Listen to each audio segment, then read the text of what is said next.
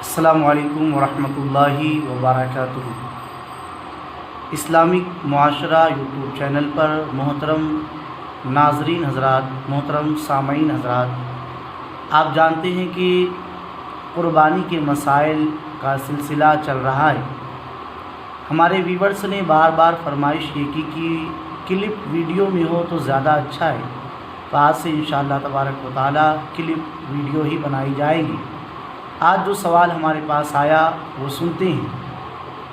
سوال ہے کہ قربانی کا جانور خریدا اور اس کے تھن میں دودھ آ گیا، اب وہ کیا اس دودھ کو استعمال کر سکتا ہے یا نہیں؟ جواب سماعت فرمائیں۔ قربانی کا جانور خریدا اور اس کے تھن میں دودھ آ گیا، تو اب جن لوگوں نے اسے مل کر خریدا ہے ان کے لیے اس دودھ کا استعمال کرنا جائز نہیں ہے۔ اگر انہوں نے استعمال کر لیا تو انہیں چاہیے کہ اتنے دودھ کی قیمت غریبوں میں، فقیروں میں صدقہ کرے، اپنے ذاتی مصرف میں، ذاتی خرچ میں، ذاتی استعمال میں قربانی کے جانور کی